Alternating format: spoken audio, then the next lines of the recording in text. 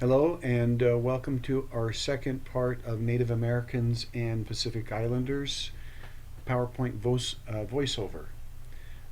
The second part is going to be talking about Pacific Islanders or Native Hawaiians. And first, we want to look at the history of this population.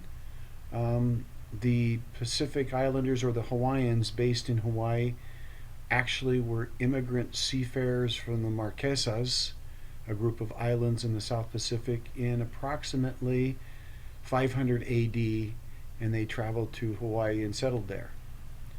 When the Europeans first came to Hawaii, they found the Hawaiians to be happy, healthy, and skilled in agriculture and fishing.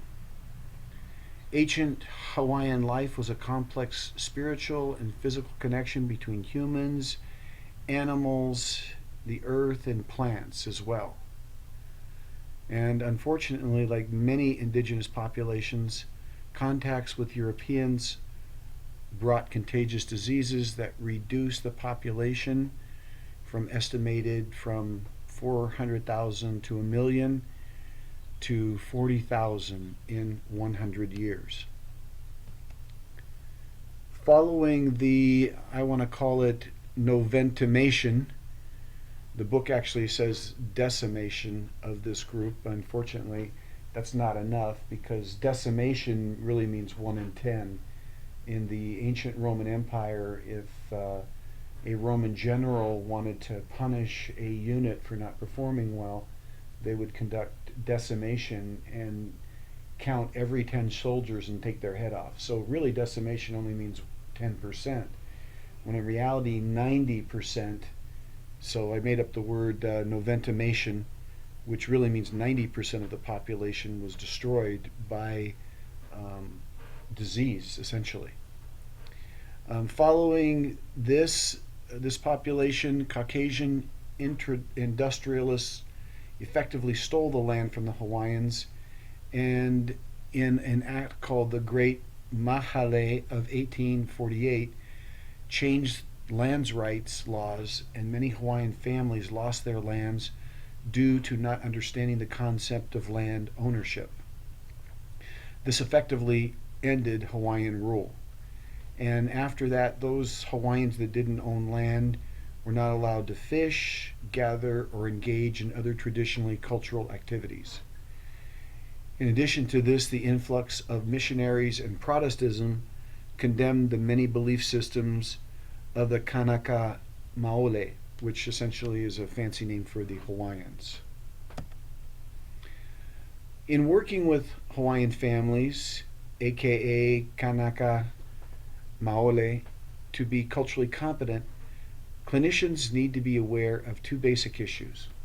First of all, a basic working knowledge of the key events in the history of the Kanaka Maoli. And secondly, understanding the importance of the values, traditions, and rituals of the Kanaka Maoli, whether or not the client practices them. Many Hawaiians don't know their values or their past history very much, but if a person's going to see a Pacific Islander or a Native or a Hawaiian, they need to be at least have a basic understanding, and that's what you all are doing today. You're having a basic understanding of the history and the values of them. Some of the core values of the Kanaka Maoli are several, and I haven't listed them exhaustively here because they're in your book, but the notion of family, or ohana, is extremely important. The notion of love and acceptance, what they call aloha. If you've ever gone to Hawaii, of course they give you oftentimes a wreath to put around your neck, a lei, what they call a lei, and they'll most often say aloha. Unity, connection, lokahi, generosity, lokomaika, spirituality, ho'omana, or transgender, mahu, pono, righteousness, and malama, caring. These are very important concepts to Hawaiian values and can be drawn upon if working with that population. Ohana family has its origins from the taro plant, and it represents a metaphor for the Hawaiian family of interconnectedness and belonging to each other. Families are taught that love or aloha and unity, lokahi, are more important than individual conflicts among the participants in the family. In the ancient family, Hawaiian family, it presented with defined sex roles for men and women. For instance, only males could consume pork, bananas, coconuts, and turtles, as these foods were related to male gods. And interestingly enough, only the men prepared the food in the Hawaiian family. The women and children would gather mollusks and seaweed and other kinds of hunter gatherer activities. Another interesting concept is in the area of sexuality. Ancient Hawaiians were very open and liberal concerning sexual relationships. People did not own one another but were considered to be lovers, and open marriages were not uncommon. Incest, especially among the royal class, was acceptable and sometimes preferred. Homosexuality or transgender was accepted as being natural and normal for some people and oftentimes had a role within the community. Sexuality was often at the center of conflicts between traditional Hawaiian values and contemporary values today.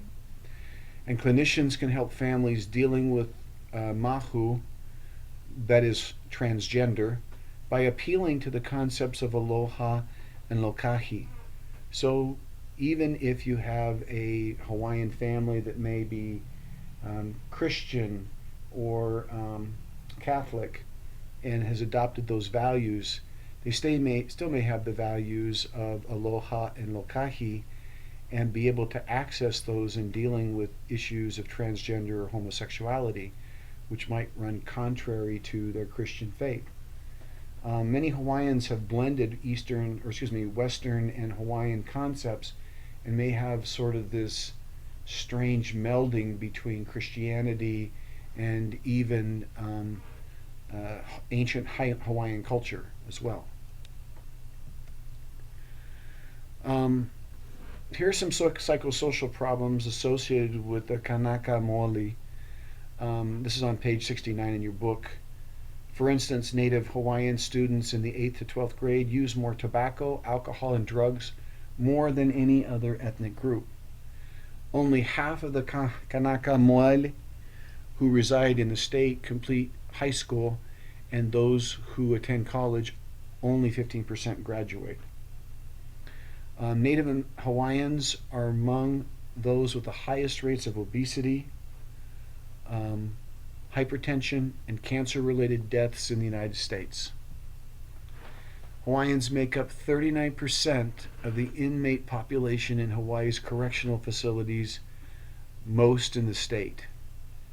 And much like Native Americans, Hawaiians often do not seek treatment because of the stigma of being, quote, being another Hawaiian, end quote, with a problem.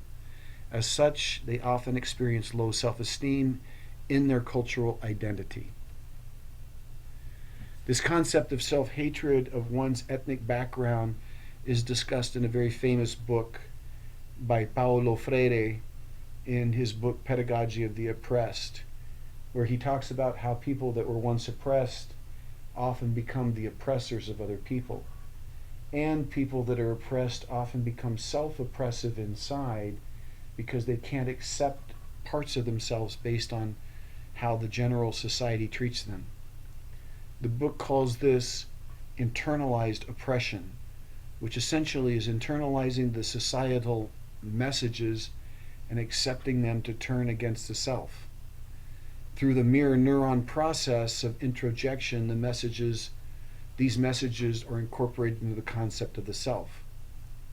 Even more clients struggle if they are hapahaules, which is a mix between Hawaiian and Anglos, in finding their identity. People of mixed ancestry often struggle much more with identity because they are not fully part of each culture. They're part of two different cultures or two different races. and so they oftentimes have difficulty incorporating these. Let's talk about blending and contemporary helping approaches. Ho'oponopono is a really important concept to make it right. And in ancient traditional Hawaiian culture, this was a very highly structured process which is grounded in spirituality, whether that's Christian, using a Christian deity, or using the Hawaiian gods to invoke them over the ceremony. It utilizes Hawaiian values such as aloha, malama, or caring, lokahi, or unity, and pono, righteousness. It's directed by a haku, which is often an elder of the community or could be a mental health professional trained in the method that's agreed upon by the family. In this process, the participants talk through the haku to achieve ho'oponopono. And what that means is they don't talk to each other directly, which from a therapeutic perspective could be very helpful in high tension situations so that it doesn't erupt between them. And the haku acts sort of as a buffer in that situation. And they try to utilize, as we talked about, utilizing the values of love and acceptance and unity. However, they do admit that in some cases, when the process is unresolvable, where they're unable to resolve the conflict, can result in something called mokapiku, literally meaning cutting the umbilical cord, or possibly cutting that person out of the family, so to speak. Clinicians have to be careful to know the level of acculturation of the particular client, as they may not even be aware of their own cultural history or values. Certain clients might be more westernized and comfortable with more traditional psychotherapeutic approaches. So like in any situation, you don't want to make assumptions about what a Pacific Islander knows or what their values are. Instead, you want to get to know that patient as well too, or patients, to see where they are on the acculturation scale, how much of the values of their culture have they incorporated with themselves, or how westernized are they actually. But this is one particular approach that can be helpful, and I know some clinicians in Hawaii that do use this kind of approach in helping families. But it's not for every family, and it really depends, again, on the level of acculturation. So that's the ending of our second PowerPoint, and we'll see you next week.